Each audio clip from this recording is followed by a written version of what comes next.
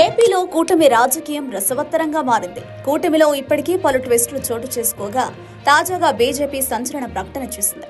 BJP ప్రకటనతో TDP అధినేత చంద్రబాబుకు కొంత టెన్షన్ మొదలైంది. కేంద్ర మంత్రి పీయూష్ గోయల్ చంద్రబాబుతో భేటీ అయ్యారు. ఈ సందర్భంగా రాష్ట్ర రాజకీయాలపై దాదాపు గంటకు పైగా చర్చించారు. ఈ క్రమంలోనే ముస్లిం రిజర్వేషన్లపై కూడా వారిద్దరూ చర్చించారు. దీంతో రిజర్వేషన్లపై కీలక నిర్ణయం తీసుకున్నారు. ముస్లిం రిజర్వేషన్లకు వ్యతిరేకమని బీజేపీ స్పష్టం చేసింది. ఇక వీరి సమావేశం అనంతరం విలేకరుల సమావేశంలో పీయూష్ గోయల్ కీలక ప్రకటన చేశారు. తాము ముస్లిం రిజర్వేషన్లకు వ్యతిరేకమని గోయల్ తేల్చి చెప్పారు. ఎస్సీ, ఎస్టీ, బీసీ, ఓబీసీలకు మాత్రమే తాము అనుకూలమని గోయల్ స్పష్టం చేశారు. ముస్లింలకు మాత్రం రిజర్వేషన్లు ఇచ్చేది లేదని ప్రకటన చేశారు. అయితే బీజేపీ ప్రకటన కారణంగా చంద్రబాబుకు కొత్త టెన్షన్ క్రియేట్ అయిందని రాజకీయ విశ్లేషకులు చెబుతున్నారు. బీజేపీ ప్రకటనతో ఏపీలో కూటమికి ముస్లిం ఓటర్లు దూరమయ్యే అవకాశం ఉందని భావిస్తున్నారు. ఇక ఏపీలో వైఎస్ఆర్సీపీ మైనారిటీల విషయంలో సామాజిక న్యాయం పాటిస్తోంది.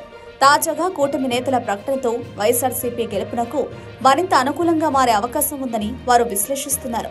చంద్రబాబు తన రాజకీయ స్వార్థానికి చివరికి తమ గొంతు కోస్తున్నారని ముస్లింలు తీవ్రస్థాయిలో మండిపడుతున్నారు. వైఎస్ఆర్ హయాంలో రిజర్వేషన్లు కల్పించారని వారు గుర్తు చేస్తున్నారు. చంద్రబాబు నాయుడు తమకు మంచి చేయకపోయినా పర్వాలేదని ద్రోహం చేసేలా వత్తాసు పలకడం ఏంటని నిలదీత ముస్లింల వైపు నుంచి వస్తోంది. కూటమికి ఓటు వేస్తే ఏపీలో ముస్లింల రిజర్వేషన్ల రద్దు ఖాయంగా కనిపిస్తోందని చర్చ సర్వత్రా జరుగుతోంది. ఏపీలో ఎన్డీఏ అధికారంలోకి వస్తే ముస్లింలకు ఉన్న 4% రిజర్వేషన్ తీసేనున్న ఎన్డీఏ కూటమి సర్కారు తీరుపై ముస్లిం ప్రజలు గమనిస్తున్నారు. ఎన్నికల్లో కూటమికి తగిన బుద్ధి చెబుతామని హెచ్చరిస్తున్నారు.